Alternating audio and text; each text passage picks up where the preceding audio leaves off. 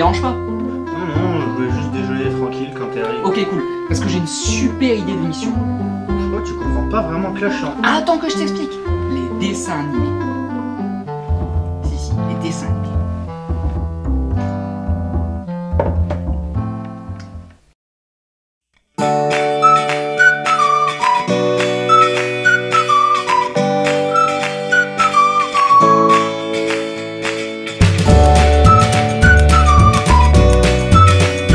Aujourd'hui, on va vous parler des dessins animés que tout le monde connaît, je pense. Je vais bien sûr parler des Razmoket.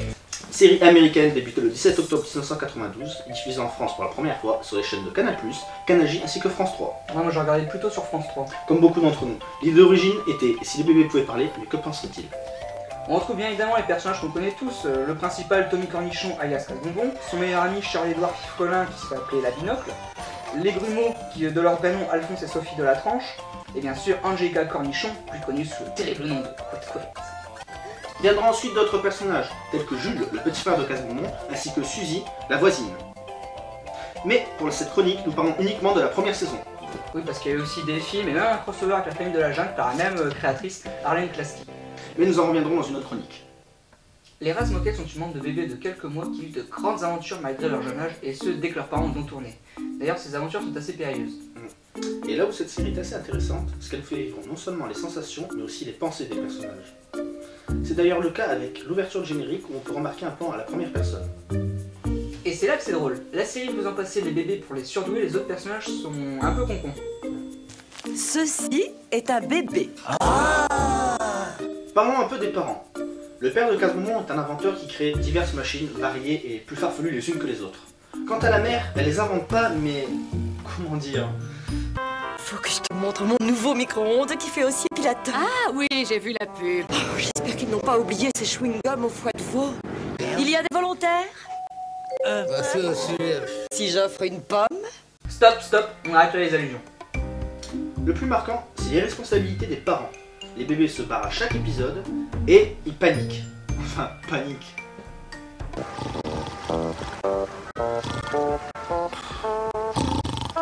Vous ne nous croyez pas pour leur irresponsabilité? Bah tenez, regardez. Il y a un endroit où on peut ranger les enfants? Notre papy, mon bras s'est ressoudé et lui, il a retrouvé la vue en 8 jours. Père banal, faut le tenir la tête à l'envers et ça passera Bon, vite. ça va, j'ai compris, il faut que je fasse tout. Ou alors, tu mets un peu de sauce tomate dans une chaussette et tu lui mets sur la tête pendant 3 heures. On va faire comme si la cuillère était une quoi? Une navette spatiale. Ah, ça alors, mais tu as une imagination, dis donc. Ça, c'était la première minute du premier épisode. Bref, chez Razmoket, s'échapper pas comme ça tout le temps, ce serait pas drôle. C'est ce qui fait tout le charme de la série. Dès qu'on voit les premières notes, on savait qu'on avait passé un bon moment avec eux. Et tout ça aussi grâce aux allusions porno. De quoi? Aux allusions porno, ainsi qu'à la bière. Oh, je me souviens pas, moi. Après avoir fait faillite 3 fois dans l'industrie du jouet en peluche, je me suis lancé dans la bière. Ah!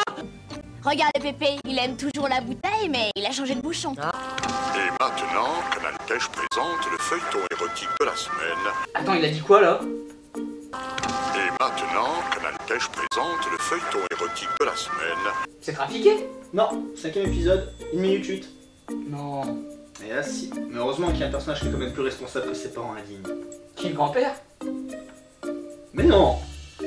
Le chien!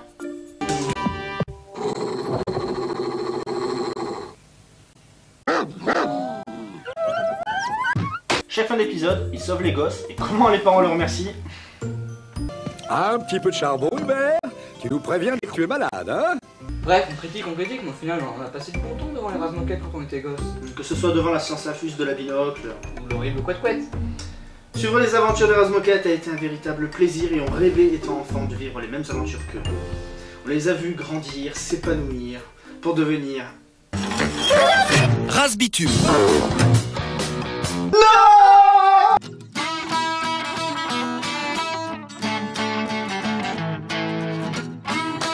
Alors, t'en penses quoi? Ça marchera jamais.